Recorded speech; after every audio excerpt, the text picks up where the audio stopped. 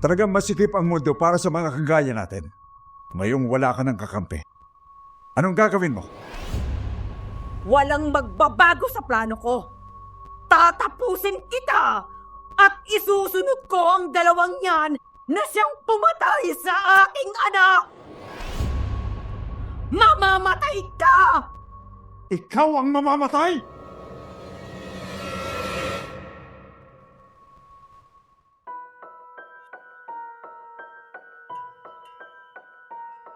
Magandang araw muli sa lahat ng listeners ng channel na ito. Araw-araw ay inaabangan ko kung mayroon bang mga bagong upload na kwento. Kasi nga mahilig akong makinig ng mga kwentong nakakatakot, lalo na kapag tungkol sa mga aswang at mangkukulam. Kahit noong bata pa ako, madalas din akong kinukwentuhan ng lolo Matias ko ng kwentong nakakatakot. Kaya naisip kong mag-share ng isa sa mga naikwento niya sa akin noon. Ako nga pala si Larry, 45 anyos, Tubong, Pangasinan. Dito ako sa Urdaneta, pero hindi ko nasasabihin ang mismong baryo namin kung saan nangyari ang kwentong ito. Dahil baka isipin ng mga kabaryo ko, sinisiraan ko ang lugar namin. Sisimulan ko ang kwento isang umaga. Nagkakagulo ang mga tao sa bahay ni Aling Yoli. Paano nga ay nagwawala ang anak nitong dalaga? Galit na galit ito at hindi na nakikilala kahit ang mga magulang. Sa katunayan ay sinakal nito ang sariling ama at itinulak palabas ng kwarto. Si Aling Yoli naman ay dinuraan nito ng kulay berdeng laway. Tapos ay nagsumiksik ito sa gilid ng kama. Noon naman dumating si Rico na kilalang albularyo sa lugar nila. Bago pa uminit ang ulo ko, palayain mo ng babaeng ito. Ano bang kasalanan niya? Bakit pinapahirapan mo? Bakit ang dami mong tanong? Investigador ka ba? Madali lang akong mapikon ha. Kaya kung ayaw mong masaktan, pakawalan mo na ang babaeng ito. Bibigyan kita ng 3 minuto. Kahit isang oras pa, hindi ako susunod sa'yo. Papahirapan ko muna ang babaeng to bago ko siya pakawalan. Nagulat si Rico nang bigla ay iuntog ng babae ang sariling ulo sa dingding ng bahay. Nagkabukol ang babae. Pagkatapos ay inihampas nito ang sariling katawan sa dingding. Pero sa halip na masaktan, tumawa pa ito. Kontrolado na nga kasi ng mangkukulam ang katawan nito. Nang lalapitan ni Rico ang babae, ay bigla itong kumapit sa dingding at parang isang butiki na gumapang doon at nakarating sa kisame. Napipiko na ako sa iyo ha. Sige, kung gusto mo ng marahas na usapan, ikaw ang bahala. Tagal naman. Naiinip na ako eh. Subukan ko nga kung gaano kalakas ang kapangyarihan mo. Bibigyan kita ng leksyon. Mang Nolito, hawakan ninyo itong lubid. Maging alerto lang po kayo. Umusal ng orasyong dasal si Rico habang hawak ang buntot pagi. Pero bago pa siya makakilos, dinamba na siya ng babae. Kaya natumba siya. Magkakasunod na sampal ang ginawa ng babae na sinalag ni Rico. Nang makakuha ng pagkakataon, itinulak niya ang babae. Bumalandra iyon sa kama. Bago pa makabangon, ay dinamba na ito ni Rico.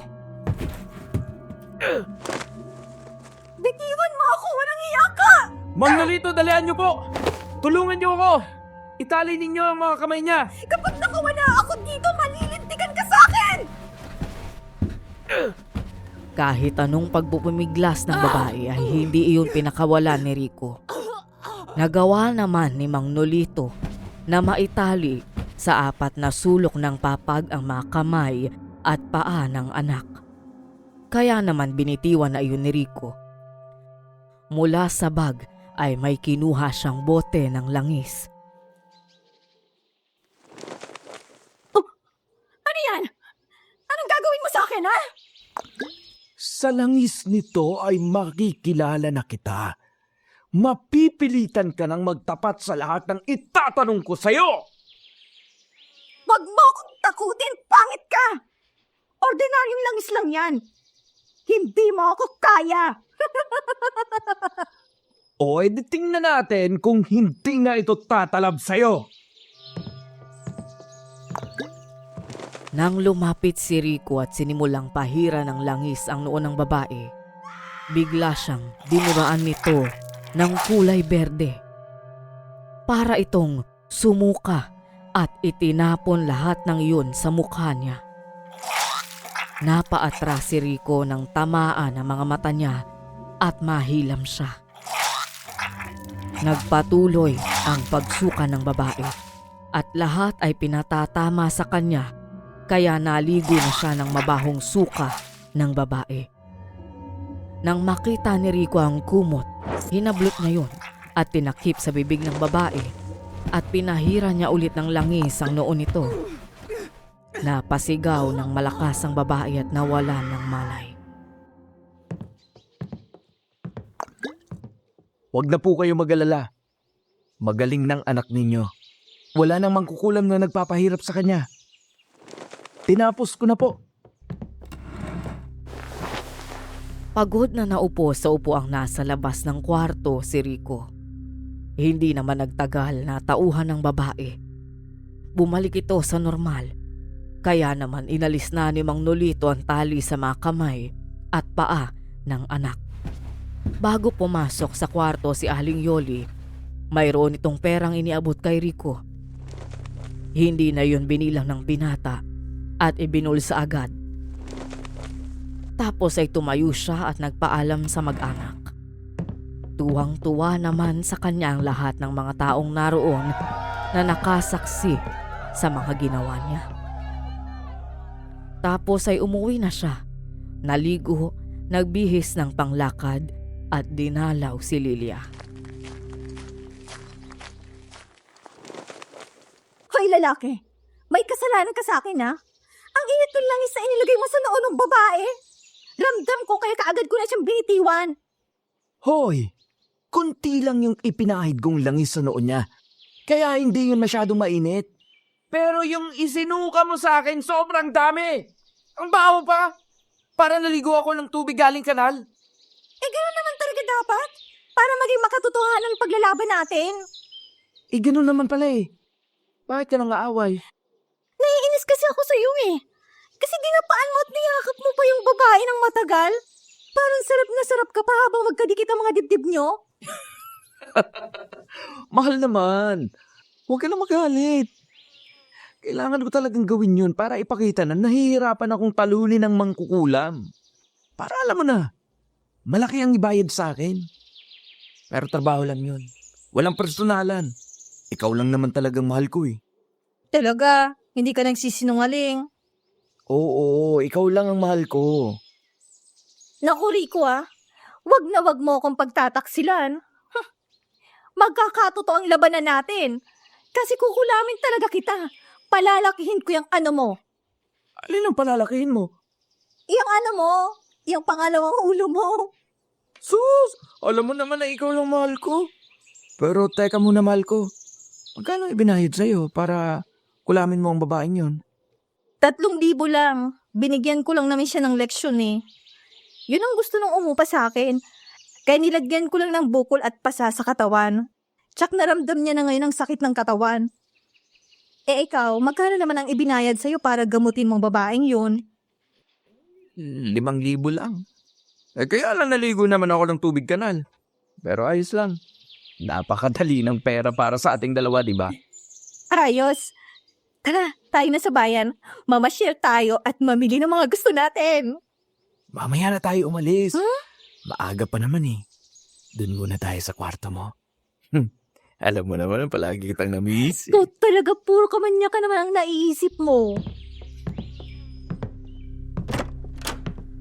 Napangiti lang si Rico. Tapos ay binuhat na papunta sa kwarto si Lilia at nagkulong sila ng mahabang oras doon. Nang lumabas sila, nakabihis na si Lilia ng panglakad. Nagpunta sila sa bayan, namasyal at namili sa palengke ng mga kailangan sa bahay. Marami na silang napamili nang masalubong nila ang kaibigan ni Lilia na si Elisa. Hoy, bruha! Mabuti naman at nakita na kita rito. Hindi na ako pupunta pa sa bahay mo. Ikaw naman impacta ka. Ano naman ang meron at pupunta ka sa bahay ko? Birthday ko na sa sunod na linggo. Gusto ko nandun kayo ni Rico. Maghahanda ako ng marami kasi marami akong magiging bisita. Ah, ganun ba? Sige, darating kami ni Rico. Aasahan ko kayong dalawa ha. Huwag kayong mawawala sa araw na yon. Sige, mabuti at dito na tayo nagkita. Makakabili na din kami ng pangre-regalo sa'yo. Sige.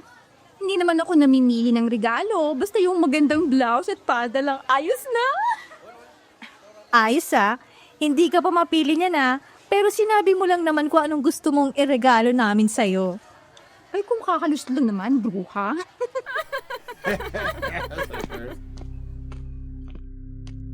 Nagkatawa na ng tatlo at matapos nun ay umalis na si Elisa. Sina Rico at Lilia naman ay naghanap ng damit na maipangreregalo sa kaibigan bago umuwi. At matapos, umuwi na ang magkasintahan. Inihatid ni Rico sa bahay si Lilia bago umuwi sa kanila. Magandang hapon, Lolo Antero. Oh, nakauwi ka na pala. Balitang-balita ang ginawa mong paggagamot sa anak ni na Yoli at Nolito. Opo, Lolo. Medyo nahirapan ako kasi malakas yung mangkukulam. Naligo ako ng mabahong suka niya. Mabuti na lang at hindi ko nakakalimutan ang mga itinuro ninyo sa akin. Mabuti naman kung ganon. Pero ang hindi maganda doon ay yung tumatanggap ka ng pera sa mga taong tinutulungan mo. Lolo, kusa naman nilang ibinibigay yon bilang pasasalamat sa nagawa kong tulong sa kanila. Ganun ba? Pero iba yata ang naririnig kong bulong-bulungan. Nagbibigay ka daw ng presyo sa mga tinutulungan mo. Lahat ng mga pasyenteng napagaling mo ay nagbayad ng malaki sa iyo. Sa susunod, iwasan mo ang tumanggap ng malaking halaga mula sa kanila. Ang konting halaga ay ayos na. Tandaan mo, ang tumutulong ng bukal sa kalooban ay pinagpapala ng may kapal. Opo, Lo. Alam ko naman yun eh. Tsaka, hindi ko nakakalimutan ang mga itinuturo ninyo sa akin. Huwag po kayong mag-alala. Tatanggihan ko na po ang malalaking halaga na bigay nila sa susunod. Mabuti naman kung ganon. Pero para sa iyo rin ang sinasabi ko. Opo, Lo. Siya nga po pala. Ibinili ko kayo ng kape at asukal. Tsaka meron na rin ditong tabako. Nako, salamat apo. Iniabot ni Rico sa Lolo Antero ang plastik. Pumasok siya sa kwarto, nahiga at kaagad na nakatulog. Nang sumunod na araw ay muli silang nagkita ni Lilia. Naabutan niyang mayroong bisita ang kasintahan kaya hinintay muna niyang makaalis bago pumasok sa loob ng bahay nito. Mahal, meron na naman akong customer. Malaki ang ibinayad niya sa akin. Basta bigyan ko daw ng leksyon ng lalaking babaero na nanloko sa kanya. Ito nga ang picture at brief niya, oh. Ganun ba? Sige. Bigyan mo ng leksyon ang mga manloloko na kagaya niyan. Sa itsura pa lang ay mukhang manloloko na talaga. Tsak naman na ang pamilyang ito ay sa'yo naman lalapit para magpagamot. Kaya kikita na naman tayo ng malaki, mahal ko. Sa huli ay tayo rin na makikinabang sa lahat. Pero bago mo gamutin pabayaan mo muna ako na pahirapan ko muna. Para hindi naman ako masira sa aking mga kliyente. Oo na. Ikaw naman ang palaging nasusunod eh. Tsaka sana, sa susunod, huwag mo naman akong sukaan ng mabahong tubig. Kadiri ka eh. Ba, yun nga maganda, diba? Kapani-paniwala talagang lahat. Para hindi nila mahalata na mangkukulang at albularyo magkasintahan pala. O, diba? Oo na, sige na. Teka nga muna, bakit ba parang ang sungit mo ngayon? May problema ba? Si Lolo kasi, nalaman na nagpapabayad ako sa mga ginagawa kong panggagamot. Kaya napagsabihan na naman ako kagabi. Ay, mabuti na lang at may dala akong kape at asukal niya sa katabako. Kung nagkataon na wala akong nabili na ganun, baka humaba na naman ang pagsisermon sa akin. Umamin ka naman sa mga kalokohang ginagawa natin. Hindi sinabi ko na hindi yun totoo. Hindi ako nagpapabayad. Kusa yung ibinibigay sa akin ng mga taong natutulungan ko. Sa susunod kasi, kausapin mo yung mga ginagamot mo na itikom nila yung mga bibig nila tungkol sa bayad na yan. Kagaya ng ginagawa ko sa mga nagiging customer ko. Kailangan tahimik lang dahil lahat pwedeng mapahamak. Sa palagay ko nga ay tama ka. Tsaka wag nilang ipapakita kahit kanino na magbabayad sila sa akin. Kasunod nun ay napangiti na si Rico. Kaya naman kumalong sa kanya ang kasintahan at naglambing habang binibilang ang hawak na pera. Napatitig naman kay Lilia si Rico. Kaya nang mapansin yun ng dalaga, napakunot noo ito. Oh, bakit ganyan ang tingin mo sa akin? Napakaganda mong babae. Pero hindi nila alam na napakadelikado mo ring tao. Sino mag-aakala na isang bata at magandang katulad mo ay isa palang mangkukulam? Tama ka dyan. Hindi naman kasi lahat ng mangkukulam ay mga pangit at mukhang bruha. Ang mga lola ko nga kahit umabot na ng 100 taon, nanatiling batang itsura hanggang sa mamatay sila. Ito ang katangian ng batong itim ng mangkukulam na naman ako. Kawawa naman pala ako kapag nagkatuluyan tayo. Tatanda akong mauna, nagaya ng ermitanyo, tapos ikaw, mananatiling bata. Napatawa na lang si Lilia sa sinabi ni Rico. Tapos hinalikan nito ang nobyo. Niyakap ng mahigpit at puno ng pagmamahal. Kaya naman niyakap din siya ni Rico ng mahigpit. Mahal na mahal kita, Rico. Kahit anong mangyari hindi tayo maghihiwalay. Oo naman. Kung sa ibang lugar magkaaway ang albularyo at mangkukulam, dito sa lugar natin, magkasintahan. Doon muna tayo sa kwarto mo. Oops, wag muna ngayon Alam mo naman na meron akong gagawin May customer ako, baka nakakalimutan mo. Oo nga pala. Sige, aalis na muna ako.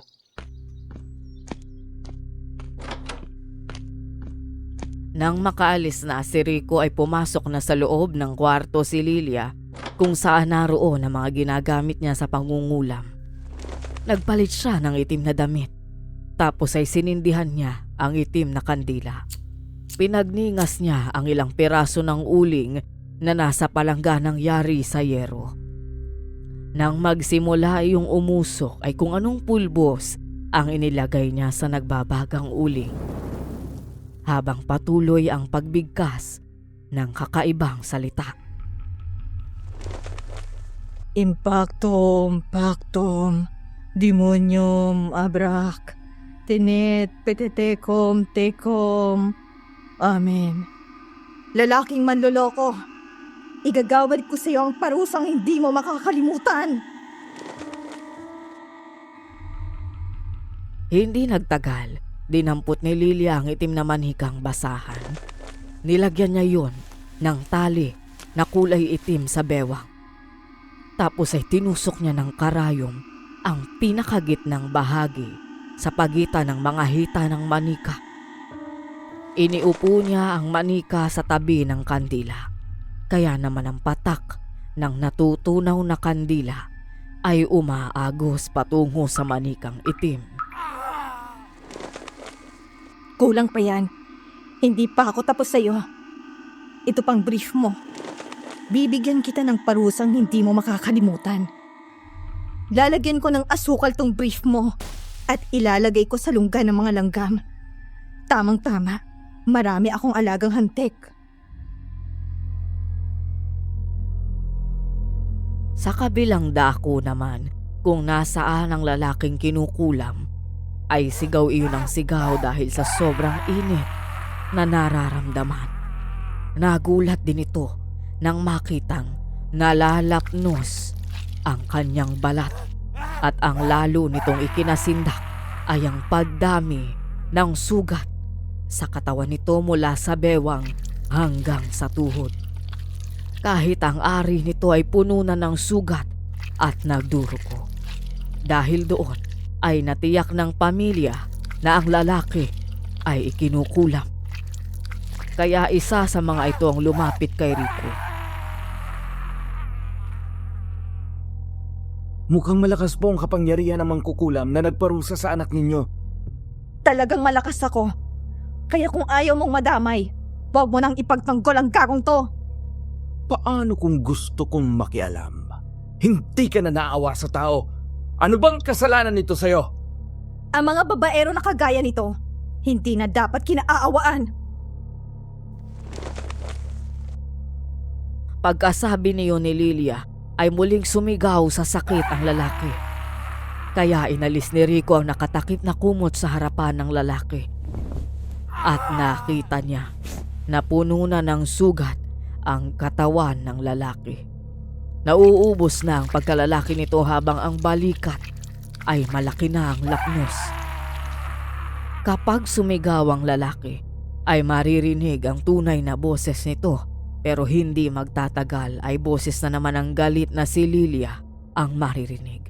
Kaya inilabas na ni Rico ang mga gamit sa panggagamot. Konting tiis lang, pare. Gagawin ko ang lahat para gumaling ka. At sana, kapag gumaling ka na, ay magbago ka na, ha? Pilitin mong itama yung mga nagawa mong mali.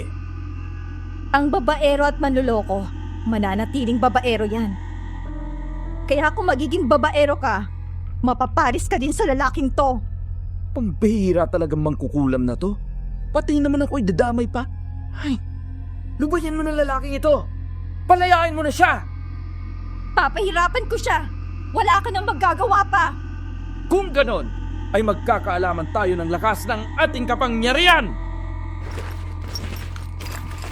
Hinawakan ni Rico ang kamay ng lalaki at inilagay ang pilak na bala ng baril. Napasigaw ang lalaki ng diinan yon ni Rico. Nagkatinginan sila ng mata sa mata. Makahulugan ang mga tingin ni Rico.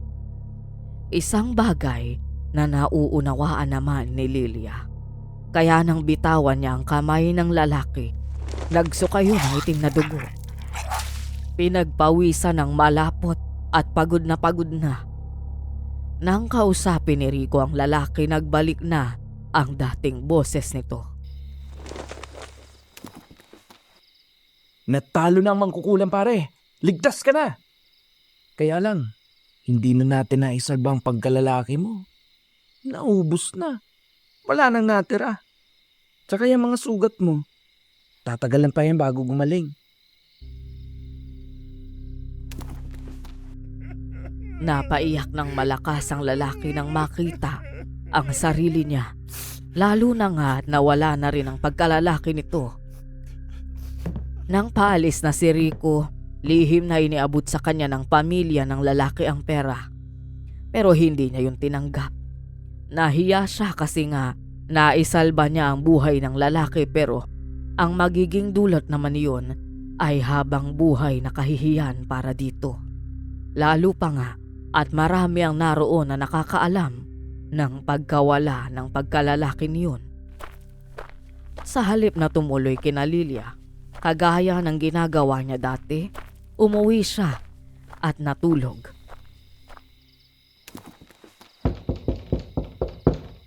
Rico, bumangon ka dyan. Merong babaeng naghanap sa'yo. Leia daw ang pangalan niya.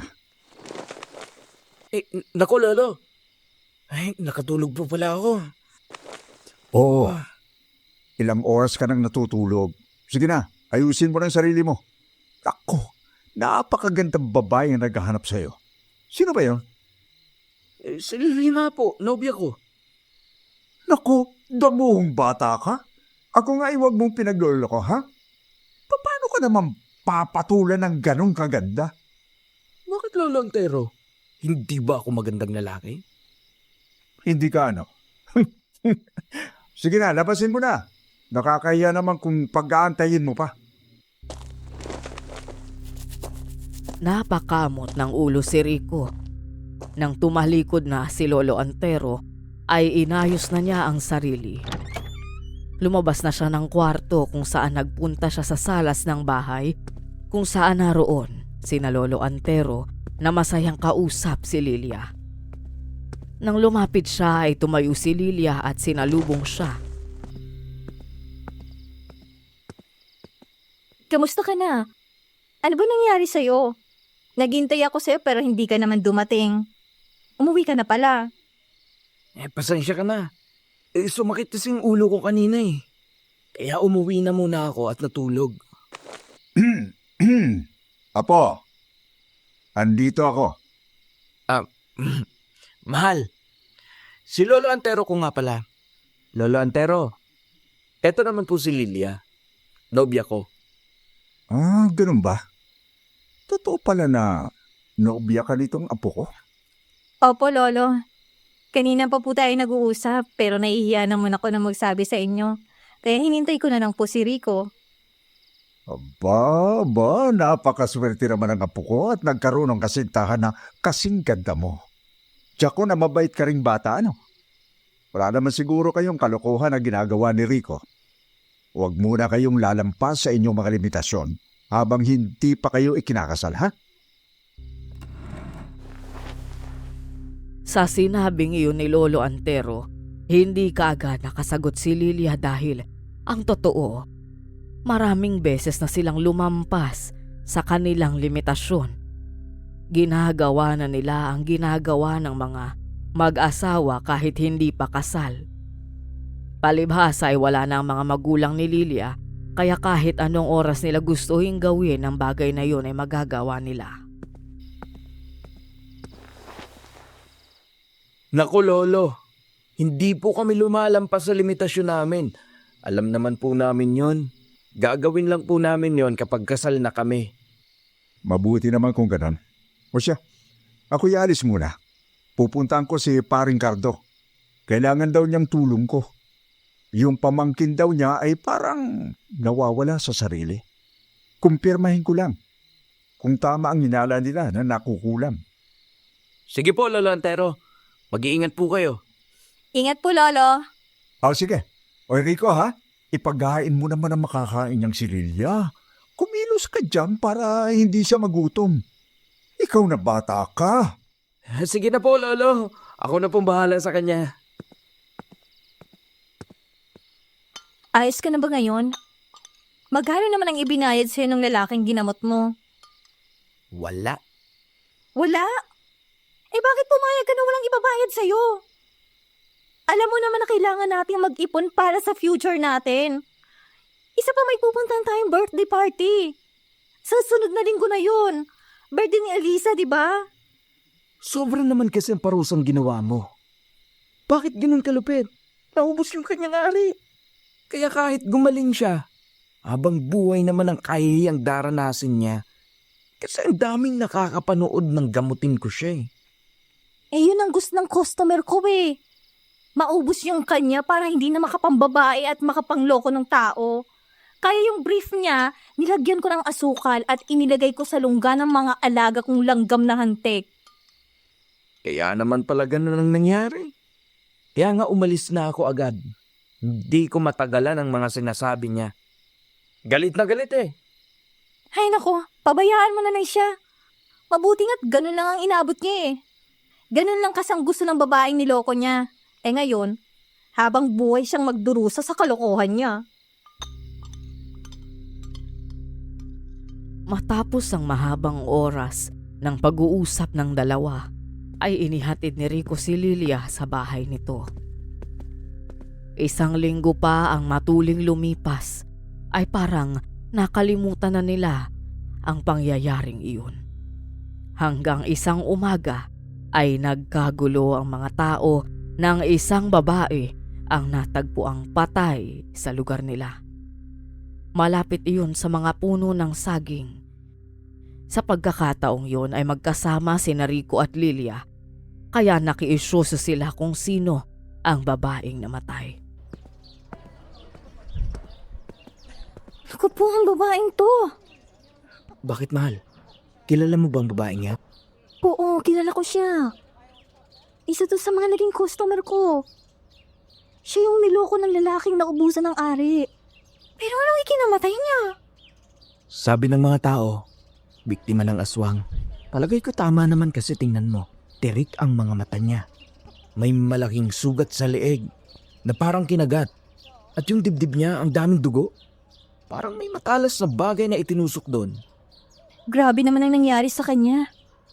Kung ganun, meron din palang aswang na gumagala dito? Hindi na yun nakapagtataka. Mangkukulam na ang dami dito, di ba? Ganon din ang aswang. Kaya kapag gabi na, iwasan mo nang lumabas pa.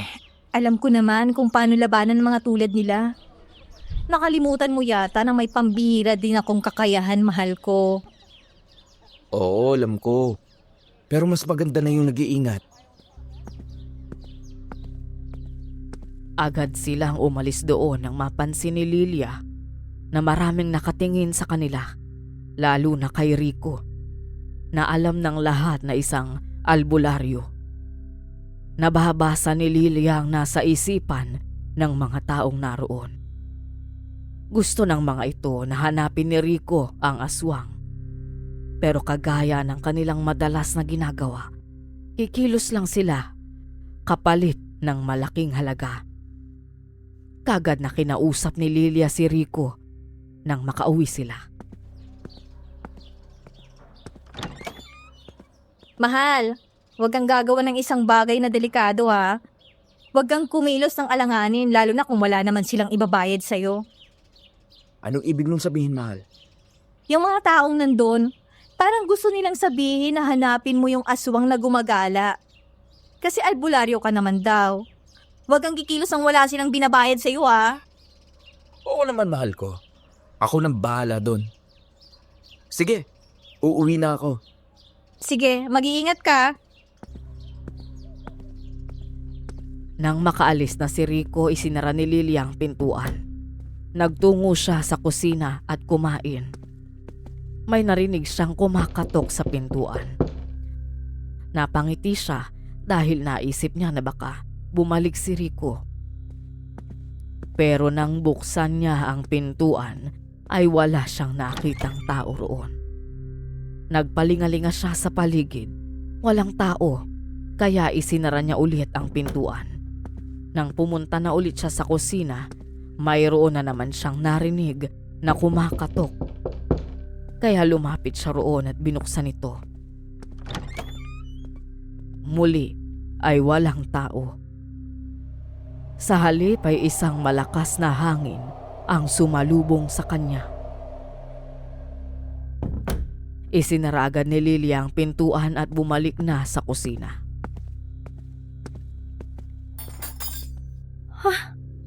Nasaan na yung sinandok kong pagkain dito? Sinong kumuha? Maya-maya lang, nakarinig si Lilia ng mga kalabog sa kwarto. Kaya nagmamadali siyang nagpunta sa silid kung saan nakita niyang nagkalat ang mga gamit doon. Nabasag ang ibang kagamitan. Galit na nagpalingalinga sa paligid si Lilia habang hinahanap kung nasaan ang nilalang na nasa loob ng bahay. Mukhang nagkamali ka ng bahay na pinasok mo. Ang aga-aga ay ginugulo mong bahay ko. Malilintikan ka talaga sa akin. Magpakita ka't harapin mo ako. Pero sa halip na magpakita ito, ay nagbasag pa ito ng mga kagamitan sa salas.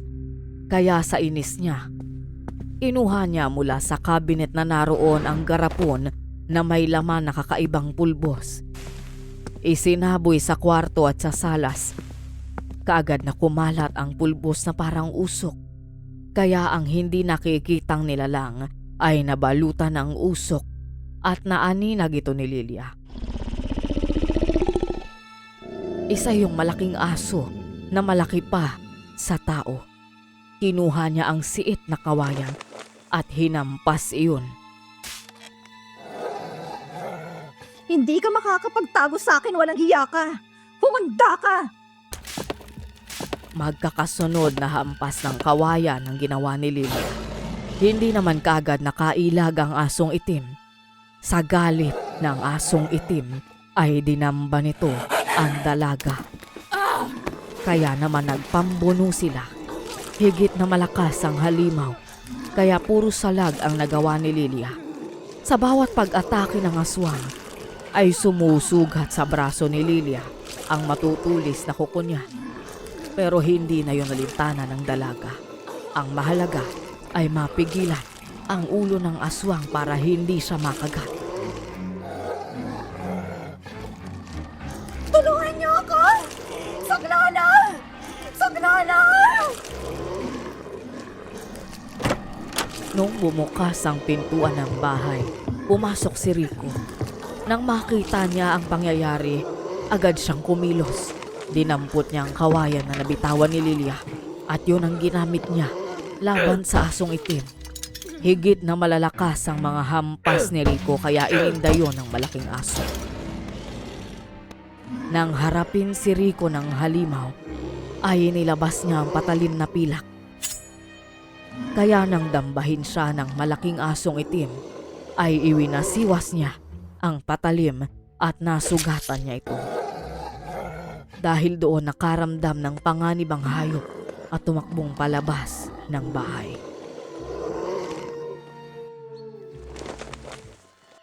Mabuti na lang at bumalik ka. Kung nagkataon pala na hindi ka dumating, tsak na isa na akong malamig na bangkay pagkatapos ng laban namin ng halimaw na yon. Bigla kasi akong kinabahan. At ikaw ang kaagad na naisip ko. Kaya bumalik ako. Mabuti na lang at tirik na tirik pa ang araw. Hindi pa masyadong malakas ang aswang. Kung nagkataong gabi siya sumalakay, mahihirapan tayong dalawa. Huwag mo na akong iiwan, mahal ko. Natatakot ako. Oo, dito lang ako sa tabi mo. Taka na. Ligtas ka na. Isinara ni Rico ang pintuan ng bahay. Binalikan ng umiyak na si Lilia. Ginamot din niya ang mga sugat sa braso ng nobya dahil sa matutulis na kuko ng aswang na tumama roon. Matapos na gamutin ang mga sugat ay tinalian niya yon ng malinis na tela. Ngayong nasugatan ka na ng aswang, hindi ka na niya titigilan. Ang walang hiyang yon. Sayang at hindi ko siya nakilala.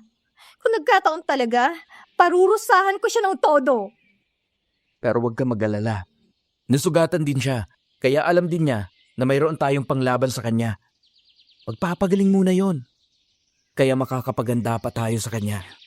Oo. Dapat hindi na siya makapasok dito sa susunod. Nilagyan ni Rico ng mga pangontra sa aswang ang paligid ng bahay ni Lilia. Mga siit ng kawayan, walis tingting, abo at asin ang inilagay niya sa mga bintana at bubungan ng bahay. Tapos ay naglagay din siya ng mga bawang sa loob ng bahay ni Lilia. Sigurado ka ba sa ginawa mong pangontra sa aswang, mahal ko? Oo, malayo pa lang siya, ay maaamoy na niya ang amoy ng bawang. Kapag nakita naman niya ang mga siit at walis tingting, ay matatakot na yon. Kaya wala ka nang dapat ipag-alala. Hindi na yun makakalapit sa bahay mo. Mabuti naman kung ganun. Magkakaroon pa ako ng pagkakataong pagalingin ang sugat ko. Next time, alam ko lang gagawin ko. Hindi na umuwi si Rico ng gabing yun. Doon na siya nagpalipas ng gabi sa bahay ni Lilia. Sa buong magdamag ay wala naman silang naramdamang kakaiba, maliban sa walang tigil na pagtahol ng mga aso sa paligid. Lalo na nang mayroong mga asong umalulong. Alam nila na kapag hindi mapakali ang mga aso, ay mayroon iyong nakikitang kababalaghan. Tama nga ang iniisip ni Rico. Nasa paligid lang ang aswang pero hindi nga magawang lumapit sa bahay ni Lilia. Nanatili lang ito sa malaking puno ng mangga na hindi kalayuan sa bahay.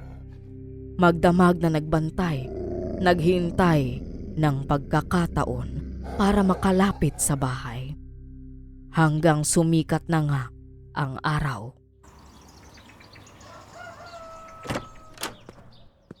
Bakit hindi ka umuwi kagabi? Pasensya na po, Lo. Binantayan ko kasi si Lilia. Mayroon po kasing aswang na sumalakay sa kanya kahapon.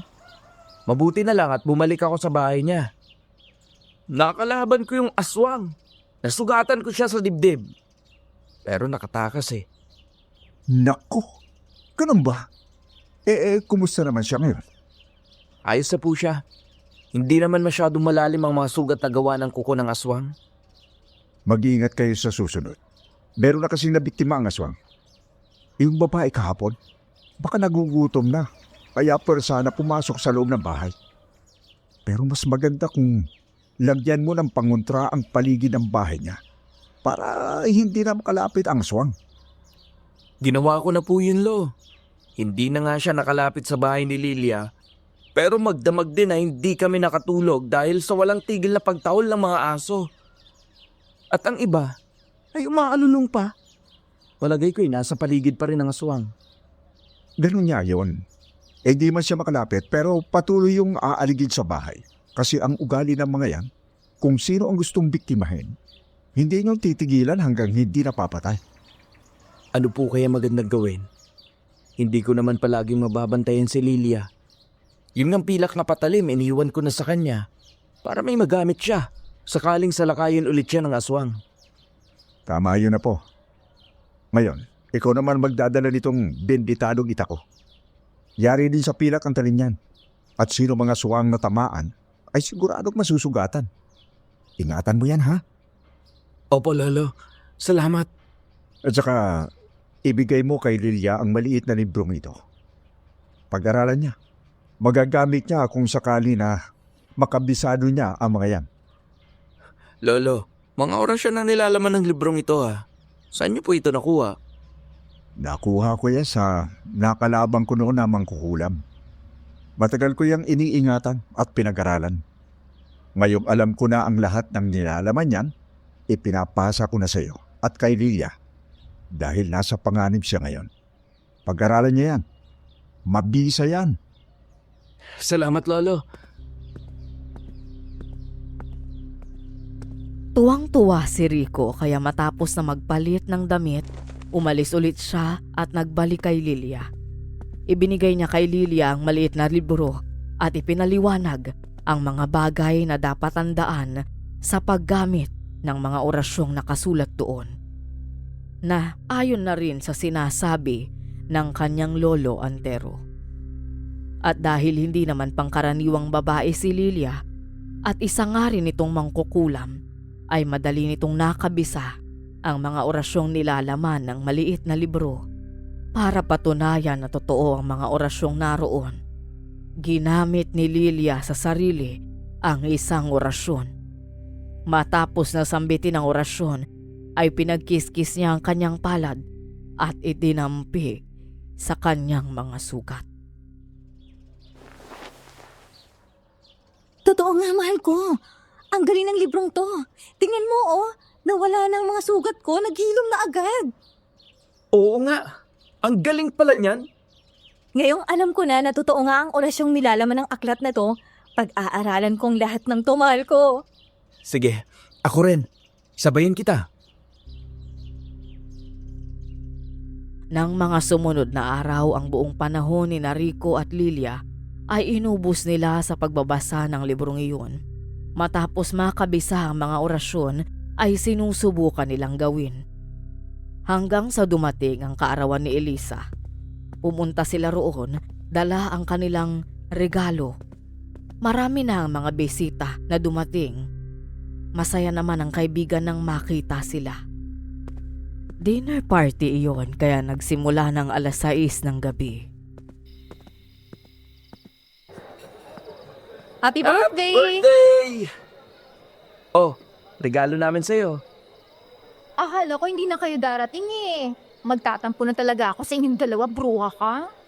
Bakit naman hindi kami pupunta? Impacta ka. Nangako ako, di ba?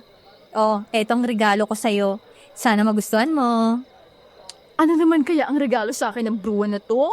Mukhang maganda ito Eh di ano pa? Eh di yung kahilingan mo, impacta ka. Blouse at palda na binili namin ni Rico. Naku, salamat kaibigan kong maganda. Talagang kapag ako ang humiling sa'yo, talagang pinagbibigyan mo. Hindi nagtagal ay nagsimula na ang pagdiriwang ng kaarawan ni Elisa. Sabay-sabay na kumanta ng happy birthday ang lahat habang sinisindihan ni Rico ang kandila ng cake na nasa lamesa. Masayang-masaya naman si Elisa habang pumapalakpak at nakikisabay sa pagkanta. At matapos ang masayang awitin ay hinipan nito ang kandila. Ngunit kasunod nun ay nawala ng ilaw sa buong bahay na ikinagulat ng lahat. Bakit namatay ang ilaw? Baka may kandila dyan, sindihan nyo. Oo nga. Maghanap tayo, Eliza. May kandila ba kayo? Naglabas ng mga kandila ang inay ni Elisa. Nagbigay din ito ng posporo para sindihan iyon. Nang masindihan ang 4 na kandila, ay inilagay iyon sa ibabaw ng lamesa. Napansin ng lahat na kaya pala tahimik si Elisa ay nakasubsob na ito sa cake habang ang mga kamay ay nakaunat sa ibabaw ng lamesa. Nagulat ang lahat nang makita ang nangyari sa babae. Elisa, ayos ka lang ba? Bakit naman hindi mo muna hinintay na mahati yung cake mo? Sinisig mo na agad? Eliza, anong nangyayari sa'yo? Hindi kayo dapat nandito. Hindi pwedeng maging masayang araw na to. Ano bang sinasabi mo, Elisa? Birthday mo to. Nang iangat ni Elisa ang mukha, ay nanlilisik na ang mga mata nito sa galit. Tumutulo ang laway na parang isang asong ulol. Parang nawawala na ito sa sarili na pinagdududuro na ang lahat ng mga naroon. Akala ng lahat ay nagbibiro lang si Elisa, pero nang dumampot ng kutsilyo ang babae at iamba sa mga naroon ay natiyak ni Rico na hindi na normal ang kaibigan nila. Kung sino ka mang mangkukulam na nanggugulo sa kaarawan ng kaibigan ko, mas mabuti pa itigil mo na to. Tumahimik ka, Gaga. Baka ikaw ang unahin kong tapusin. Kayong lahat, umalis na kayo rito kung ayaw niyong masaktan pa kayo. Tapos na ang kasiyahan to. Ikaw ang umalis at pabayaan mo na lang si Eliza. Ano bang kasalanan niya sa'yo para guluhin mo ang kaarawan niya? Wala ka nang pakialam doon. May pansarili akong dahilan kaya ako ginugulo ang buhay ng babaeng to. At sisimulan ko ngayon. Biglang dinampot ni Elisa ang kutsilyo na dapat sana ipanghihiwa sa cake. Sinugod nito si Rico at inundayan ng saksak. Nakaiwas si Rico at naitulak si Elisa. Nagtakbuhan naman ang mga bisitang naroon sa takot na sila ang pagbalingan ng nagwawalang babae. Nang muling sumugod si Elisa, umusal naman ng orasyon si Lilia. Kaya parang may tumulak dito at muling tumumba. Sa galit ni Elisa ay bigla nitong itinapat sa sariling dibdib ang patalim para patayin ang sarili. Pero mabilis si Rico, naagaw ng binatang patalim at napigilan sa pagwawala ang babae. Dinala ito sa kwarto at itinali sa papag. Kapag nakawala ako dito, malalagot kayong dalawa sa akin. Kung dati ay nagpipigil ako sa aking kaalaman sa panggagamot, sa pagkakataong ito ay hindi na! Tikman mo ang langis na ito! Sino ka? At bakit gusto mong saktan ang kaibigan ko? Umamin ka! May nagbayad lang sa akin para guluhin ang kaarawan niya. Ganon. Isa ka palang bayarang mangkukulam. Pagbabayarin kita sa ginawa mong panggugulo sa kaarawan niya. Bumulong ng orasyon si Lilia. Matapos ay ipinatong ang palad sa dibdib ni Elisa, kaya muling napasigaw sa sakit ang babae. Hindi pa yun nakakabawi. Inipitan na ni Rico ng bala na pilakang palad niyon, kaya puro sigaw na lang at daing ang maririnig sa mangkukulam na nambiktima kay Elisa. Pinagtulungan niyon nila Rico at Lilia. Makalipas ang 1 oras, natalo nila ang kalabang mangkukulam. Nawala ng malay si Elisa, ngunit hindi nagtagal. Natauhan ito. Eliza, ayos ka na ba? Ano bang tanong yan? Bruwa ka? Tsaka, teka, bakit ako nakatali dito? Alisan mo nga to! Ano bang trip mo, bruwa ka? Bakit tinali mo ako dito? Birthday ko ngayon, oy! Huwag mo na ako natali dito! Magaling ka lang ang impacta ka. Saglit lang at aalisan kita ng tali. Bakit nga ba ako nakatali dito? Hindi ba nagsasuya lang tayo kanina? Ano bang nangyari? Bigla kang nawala sa sarili. May kumulam sa'yo. Mabuti na lang at nandito kami. Nagamot ka agad namin. Bago pa may malalang mangyari sa'yo. May nakaaway ka ba na pwedeng gumawa sa'yo ng masama? Kumuha siya ng bayarang mangkukulam para guluhin ka ngayong araw mismo. Wala naman ako nakakaaway eh. Wala akong matandaan.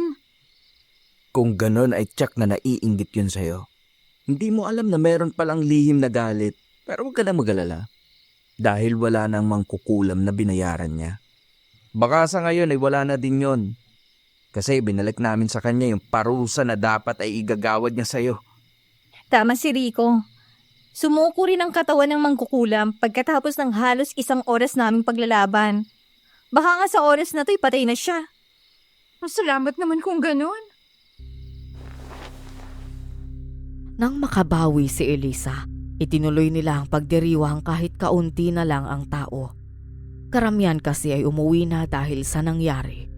Samantala sa kabilang dako, sa isang malaking bahay, sa gitna ng kagubatan, nagulat si Aling Gracita nang pumasok sa kwarto ng anak na si Normita. Paano nga ay nakahando sa isasahig si Normita. May lumabas na dugo sa bibig. Puro sugat ang buong katawan. Hawak ang manikang itim. Normita, anak! Sinong may kagagawa nito sa'yo? Sabihin mo sa akin! Kahit agaw buhay na si Normita, nasabi pa nito sa ina ang pangyayari.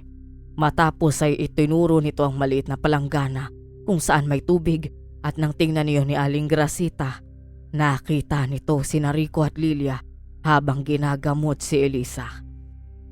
Matapos yun ay pinikit na ni Normita ang mga mata.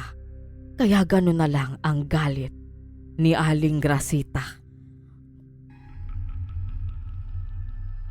Hindi ako makapapayag na matapos ang gabing to na hindi tayo makakaganti, Normita. Kung pinagtulungan ka nila, meron akong paraang gagawin na sila mismo ang papatay sa isa't isa. Magpabayad kayo sa ginawa niyo sa ating anak! Aswang, lumapit ka sa akin! Nakikita mo ang imahe ng lalaking to! Kumuha ka ng gamit niya ngayon din! Umalis ang aswang na inutusan ni Aling Gracita.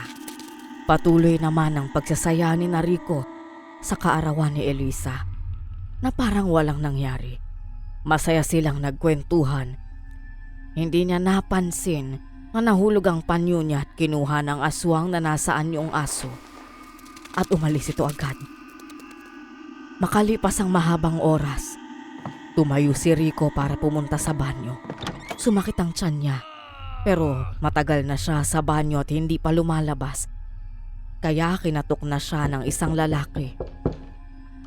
Nang bumukas ang pintuan, nagulat ang lalaki nang makitang nanlilisik ang mga mata ni Rico. Halatang galit ito. Biglang sinuntok ni Rico ang lalaki. Nang bumagsak ito ay dinampot ni Rico. Binuhat iyon at ibinalibag. Bumagsak sa ibabaw ng lamesa kung saan naroon sina Lilia. Mahal, may problema ba? Bakit mo siya sinaktan? Makulit eh. Ikaw sana ang hinihintay kong pumunta doon para tawagin ako. Kaso may nakialam. Pero di bali, ngayong kaharap na kita, pwede na kitang tapusin. Mahal, huwag mong sabihing tinablan ka ng kulang? Tama ka! Ang galing mo! Ngayon, ipaparanas ko sa iyo ang kalupitang ginawa niyo sa anak ko! Papatayin kita at isusunod ko ang kasintahan mong ito! Pakawalan mo ang nobyo ko! Umusal ng orasyon si Lilia matapos ay inilahad ang palad paharap kay Rico. May kung anong puwersa ang lumabas sa palad ni Lilia. Tumumba si Rico pero tumatawa ito nang bumangon. Muli nitong hinarap si Lilia.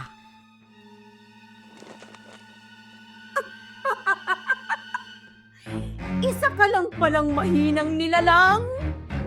Wala ka rin palang kwenta kapag hindi mo katulong ang albularyong ito.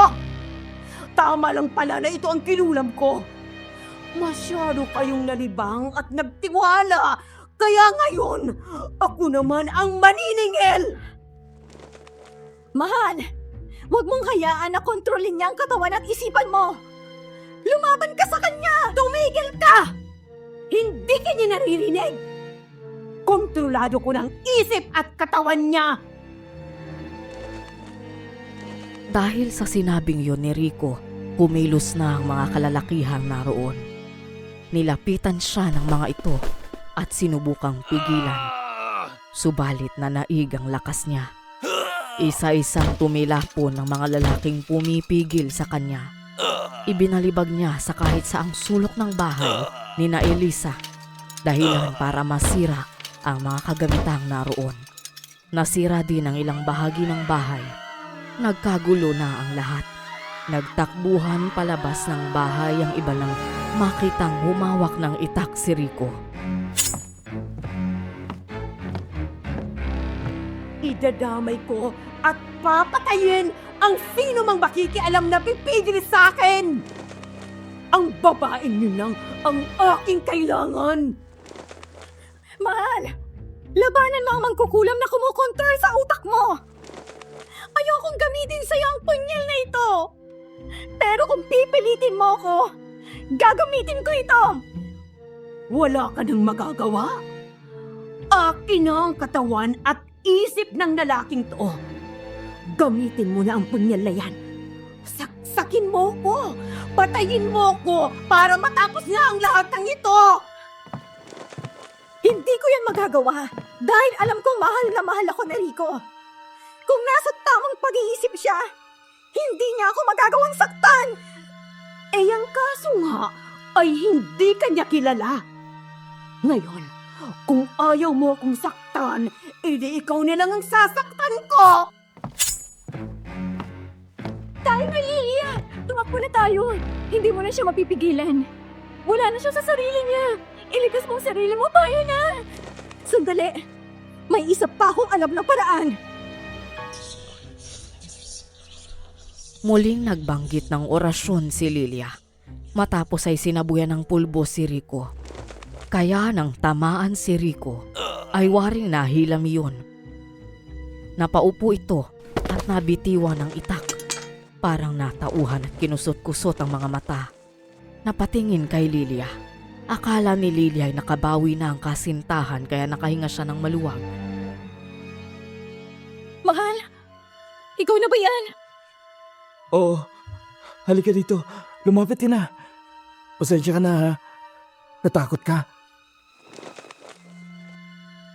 Lalapit na sana si Lilia, pero nang makita na hawak ulit ni Rico ang itak, ay nag-alangan siya. Ganun pa man, ay pilit pa rin siyang kinumbinsi ni Rico. Nang hindi siya mapilit, ay napikon na ang binata at tinaga siya.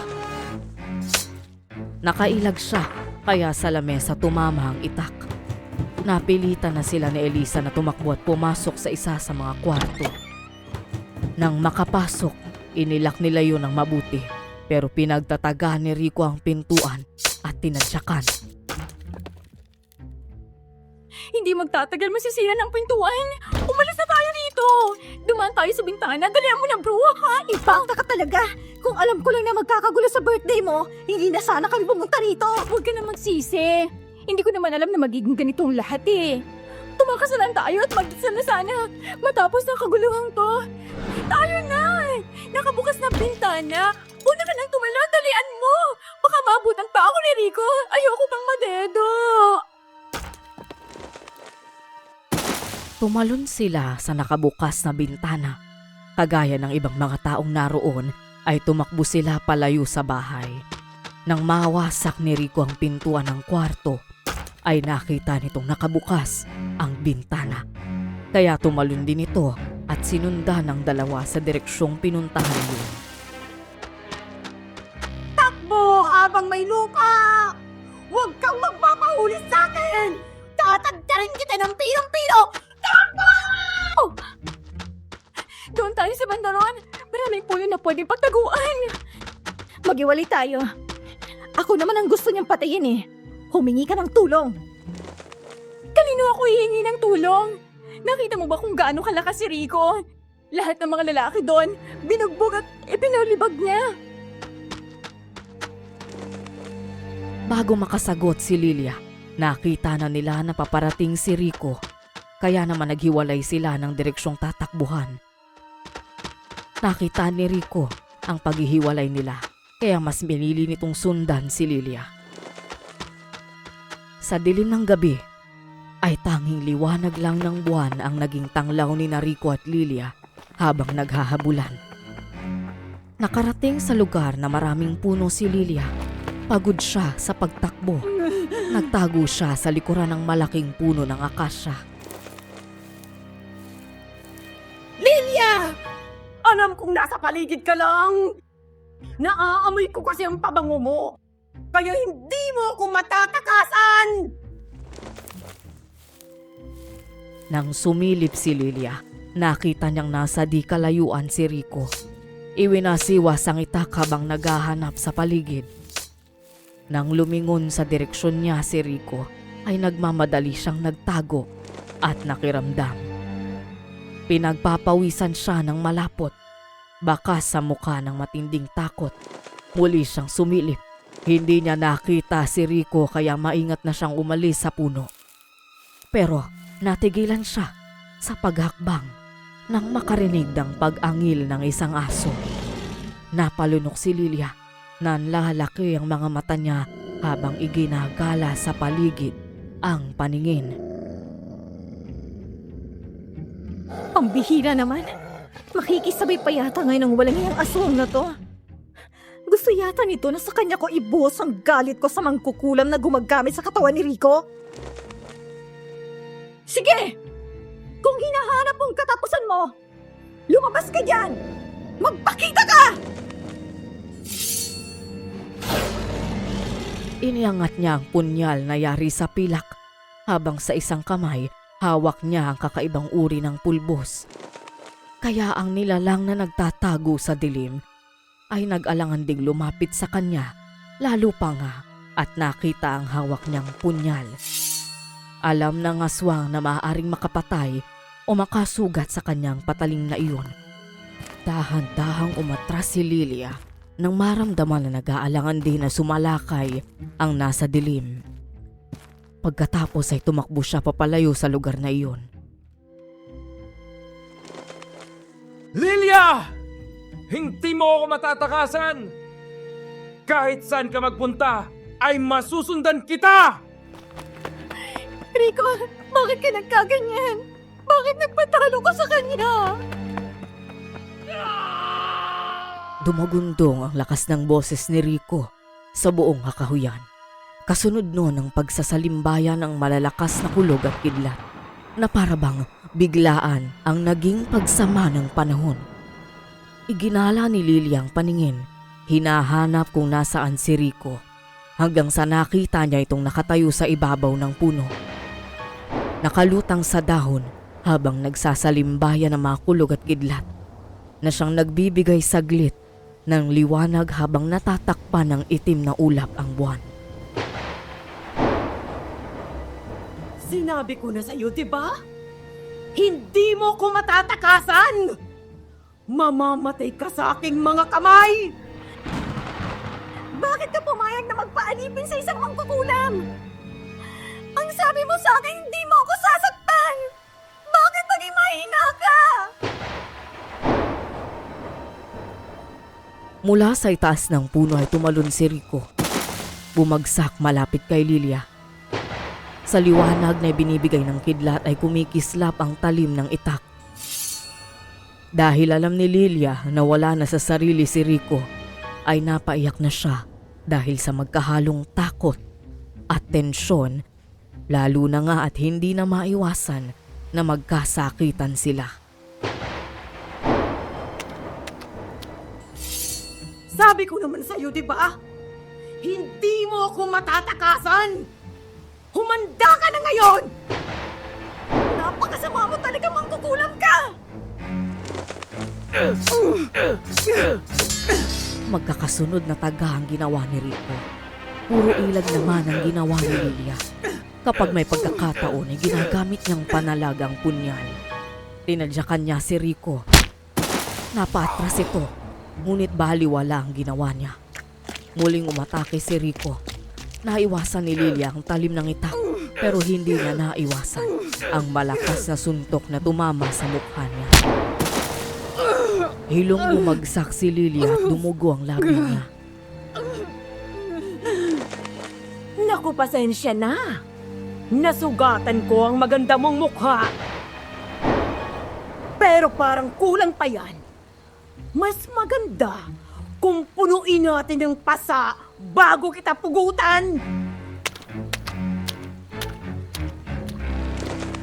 Nang lapitan ni Rico si Lilia at sa bunutan, ay bigla itong sinabuyan ni Lilia ng pulbo sa mukha. Napatras si Rico. Nahilam ang mga mata sa pulbos. Kakaatras ni Rico ay napatid ito sa isang ugat ng puno, kaya natumba. Nabitiwan ng itak.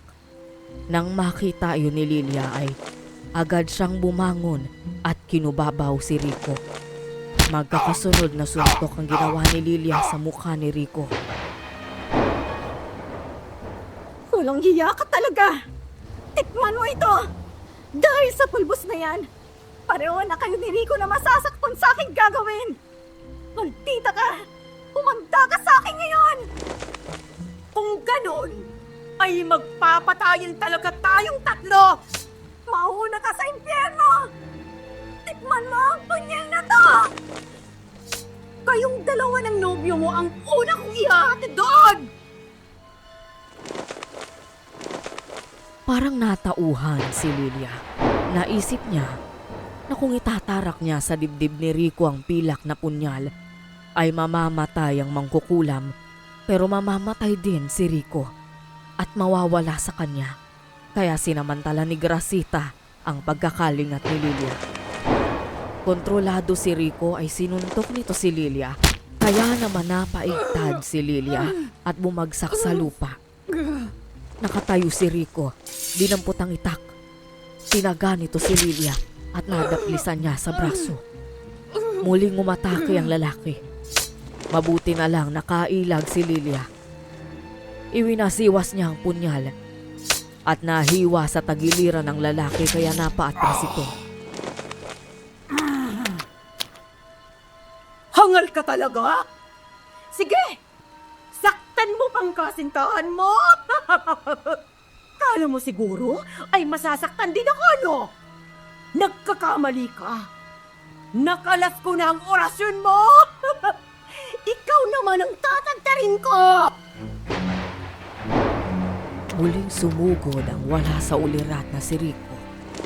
Magkakasunod na tagahang ginawa niya kay Lilia. Puro ilag at salag na lang ang ginawa ng dalaga.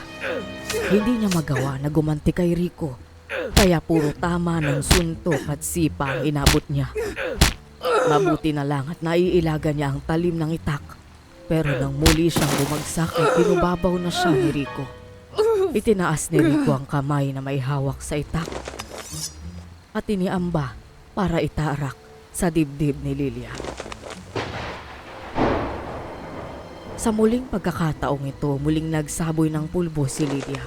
Tinamaan sa mukha si Rico, kaya nagawa niyang mahawakan ang kamay ng nobyo na may hawak na itak at nagagawan sila. Rico, mahal ko, gumising ka! Huwag tayo maglaban. Mahal natin ang isa't isa. Gumising ka! Labanan mo ang mangkukulam na gumagamit sa'yo! Ano nangyayari sa akin? Ha? Lilia, bakit nandito tayo? Ang sakit ng ulo ko. Labanan mo siya, mahal ko. Huwag kang pumayag na matalo niyang isipan mo. Hindi mo na ba ako naaalala? Oo, naaalala kita. Ikaw at ang nobyo mo ang pumatay sa aking anak. Kaya mamamatay kayong dalawa. Rico, tama na! Tama na! Desperado na talagang mangkukulam na si Gracita na patayin si Lilia gamit ang katawan ni Rico. Kaya habang naghahagawan sila sa itak, kumilos ang isang kamay ng binata. Malalakas na suntok ang ginawa nito. Kaya saglit lang may umagos na ang dugo mula sa hilay at pisngi ng dalaga. Alam ni Lilia na kung hindi siya lalaban, maaaring yun ang katapusan niya. Kaya nang maapuhap ng kamay niya ang nabitiwang punyal, dinampot yun at itinusok sa hita ni Rico. Tinadyakan niya si Rico. Nahirapan itong tumayo nang maramdaman ng sugat. Tumakbong palayo si Lilia. Hindi matatapos ang gabing to na hindi kita nailibing. Kahit saan ka pumunta, masusundan kita! Kahit nahihirapang humakbang si Rico, pinilit niyang habulin si Lilia pero nakalayo ito. Noon naman nakasalubong ni Rico ang malaking aso. Matagal na tiningnan ng aswang si Rico, kaya naman parang nainis ito. Ano pang tinatanga-tanga mo dyan? Habulin mo ng babaeng yon! Kapag napatay na natin siya, ibibigay ko sa iyo ang lalaking to! Lapain mo hanggat gusto mo para makaganti ka din. Pero tapusin muna natin ang plano ko sa kanila. Kaya sige na, habulin mo ng babaeng yon! Umangil ang aswang. Nagmadali itong tumakbo. Pinuntahan nito ang direksyong pinuntahan ni Lilia. Kasunod na ng aswang si Rico na nahirapan ng maglakad dahil sa malalim na sugat sa hita. Tuloy-tuloy na naghanap sa mapunong lugar na iyon ang aswang at dahil matalas ang mata nito sa kadiliman, ay madali nitong nasundan si Lilia. Nagulat si Lilia nang makitang nakaharang na sa daraanan niya ang aswang. Ikaw na namang walang iya ka! Ikaw yung aswang na pumasok sa bahay ko, hindi ba? Sinugod ng aswang si Lilia. Tumalon ito ng mataas. Nakaiwas sa unang pag-atake si Lilia. Habang nakikipagirian siya sa aswang, patuloy ang pag-iyak niya.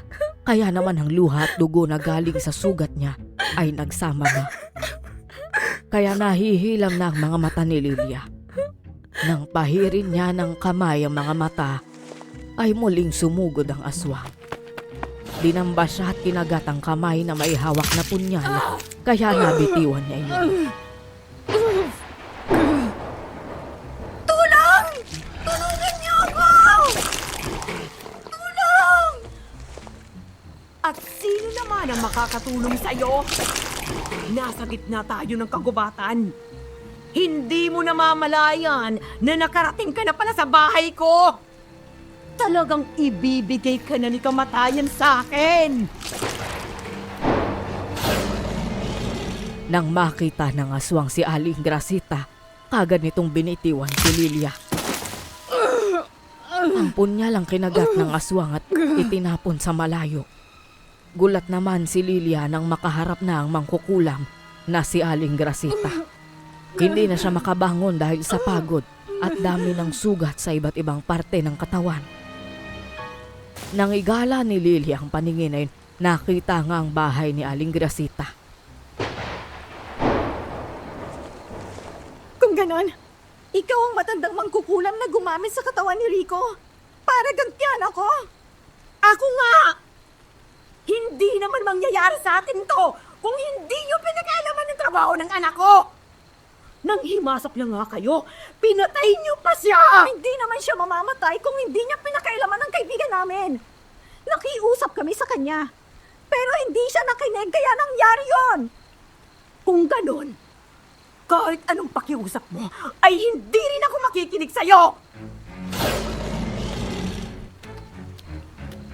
Tamang-tama. Kaya na pala ang nobyo mo. Ipapaubayan na kita sa kanya. Wala nang pinakamasakit kung hindi ang mamatay sa kamay ng isang mahal sa buhay. Rico! Rico, talaga bang hindi ka pagigising? Talaga bang papatayin mo ako? Hindi naman ito ang pangako mo sa akin, di ba? Ano pang tinatanga-tanga mo dyan?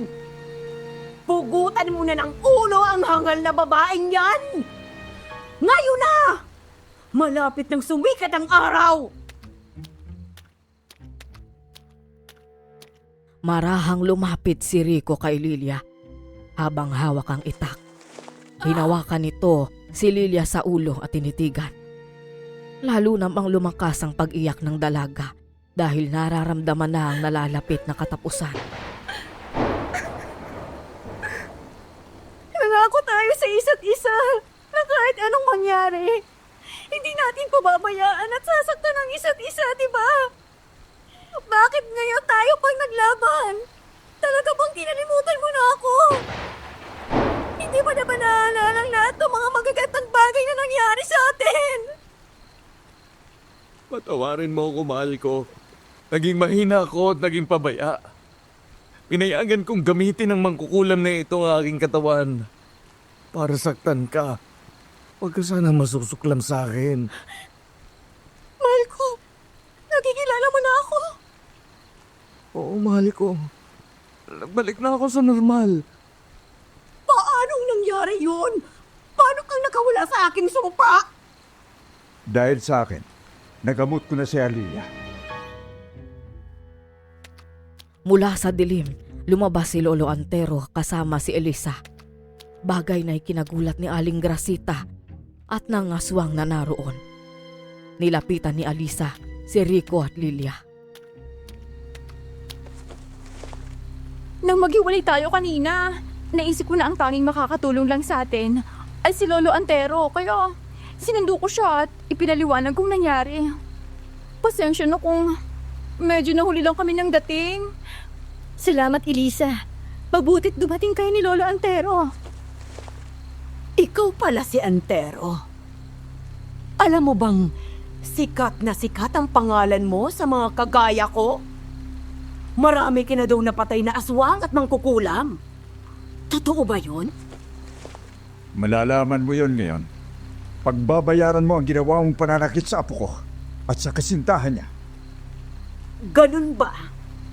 Sige, magkakaalaman tayo ngayon. Hoy, aswang!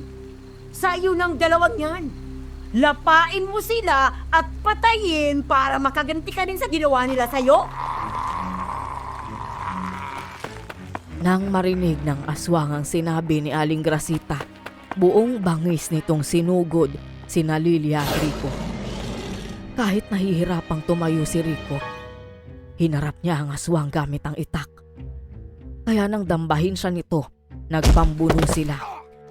Nang makita naman ni Lilia na nahihirapan ang nobyo, tumayo ito kasama si Elisa at pinagtulungan nila ang aswang. Hanggang maitarak ni Lilia ang pilak na punyal sa likuran nito. Napaigtad ang halimaw. Pilit na inaabot ang punyal na nakatusok sa likuran nito. Katapusan mo na, halimaw! Isang malakas na taga ng itak ang pinatama ni Rico sa katawan ng aswang. Nahiwa ang katawan yon mula sa dibdib hanggang tiyan. Kaya agaw buhay na bumagsak ang aswang. Nagbalik iyon sa pagiging tao. Nagulat sila nang makilala ito. Yon ang lalaking naubusan ng ari dahil sa ginawa ni Lilia. Isa ka palang aswang walang yaka! Hindi naman talaga siya aswang. Naging ganyan lang siya mula nang makulam siya at nawala na ng silbi ang pagkalalaki. Lumapit siya sa akin dahil gusto niyang makaganti sa kumulam sa kanya. Una niyang pinatay ang dati niyang karelasyon na maging aswang na siya dahil alam niya na yon ang umupa ng mangkukulam para saktan siya. Saksi ako ng gabing yun. Bago niya pinatay ang babaeng yon, ay pinaamin niya at ikaw ang tinuro, Lilia. Yun ang dahilan. Kaya mula noon, palagi siyang nakabantay sa iyo. Naghahanap ng magandang pagkakataon para gumanti. Talagang masikip ang mundo para sa mga kagaya natin. Ngayong wala ka ng kakampi, anong gagawin mo? Walang magbabago sa plano ko. Tatapusin kita at isusunod ko ang dalawang yan na siyang pumatay sa aking anak. Naglaban ng lakas at kapangyarihan ng mangkukulam na si Aling Grasita at Lolo Antero. Kung ano-anong mga orasyon ng salitang kakaibang lumabas sa kanila. Hindi ang kagaya mong katatakutan ko, Antero. Mamamatay ka! Ikaw ang mamamatay! Parehong nagpakawala ng malakas na puwersa ang dalawa. Sa kumpas ni Aling Grasita, umangat ang malaking puno at bumagsak kay Lolo. Sinabayan yon ni Lolo Antero at ibinalik kay Aling Grasita hanggang matalo ang mahika ng mangkukulam. Kaya sa huli ay buong bangis na lamang itong sumugod kay Lolo Antero. Naging malaking ibong itim ito, pero bago makalapit sa matanda, ay hinampas na ito ng matanda ng buntot pagi. Magkakasunod na hampas ang ginawa niya, kaya agaw buhay na bumagsak si Aling Grasita. Nagbalik ito sa pagiging tao.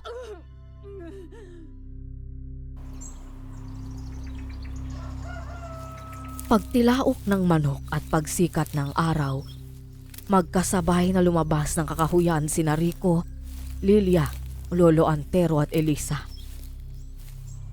Mula ng gabing yon ay nagbago na sina Lilia at Rico. Tumigil na sa paggamit ng itim na karunungan si Lilia kahit na may mga lumalapit at magbabayad ng malaki. Ganoon din si Rico, tumutulong siya sa panggagamot kahit walang bayad dahil ayaw na nilang maulit ang malagim na gabing iyon. Doon nagtatapos ang kwentong yon. Natutuhan ko na wala talagang magandang dulot ang panluloko ng kapwa. Naniniwala ako na may balik ito at kadalasan ay hindi yun maganda. Kaya sa susunod, bago gumawa ng kalokohan, mag-isip muna. Baka mas malala pa ang danasin mo sa dinanas ni Rico at Lilia. Hanggang dito na lang po at maraming salamat.